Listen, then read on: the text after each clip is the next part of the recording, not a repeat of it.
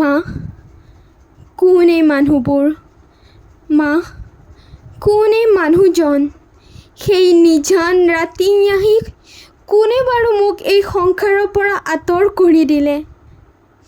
আহিছিলোঁ মই এই নতুন জগতত এজনী ডক্তৰ তথা ভগৱান স্বৰূপ হৈ মানুহক সহায়ৰ হাত আগবঢ়াবলৈ মা।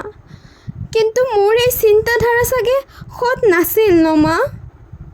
যদি সৎ আছিলেই মোৰ এই চিন্তাধাৰা, কিয় মই বিপদত পৰাৰ পিছতো মোৰ সেই কৰুণ মাত কোনেও নুশুনিলে? মা, মই চিঞৰি চিঞৰি সহায় বিচাৰিছিলোঁ যে মোক ৰক্ষা কৰক এই ভক্ষকজনৰ পৰা, কিন্তু কোনেও কাণ সাৰে নিদিলে মা। মোৰ জানো মন নাছিল মা এই ধৰণীত জীয়াই থাকিবলৈ, তোমাৰ মোৰ সপোন পূৰাবলৈ? সেই সপোন যে সপোন হৈয়ে ৰ'ল মা। মা, জানানে মই বহুত কষ্ট পাইছিলোঁ। মই এইবোৰ সহ্য কৰিব পৰা নাছিলোঁ মা। মোৰ চকুৰ পানী নিগৰি নিগৰি বৈ আছিল মা। কিন্তু সেই ভক্ষকজনে মোক অকণো দয়া ভাৱ নেদেখালে, মোৰ কাকতি মিনতিও স্বীকাৰ নকৰিলে মা।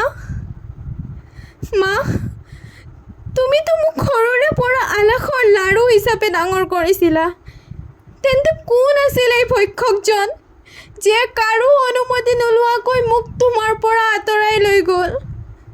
মা, মোৰ দৰে আৰু কিমানজনী জানো ছোৱালীক এই ভক্ষকবোৰে তেওঁলোকক নিজৰ পৰিয়ালৰ পৰা আঁতৰাই নিছে? মা, মোৰ লগতে জানো সেই সকলোবোৰ ছোৱালীয়ে ন্যায় পাব? মা, মোৰ আত্মাই শান্তি বিচাৰে।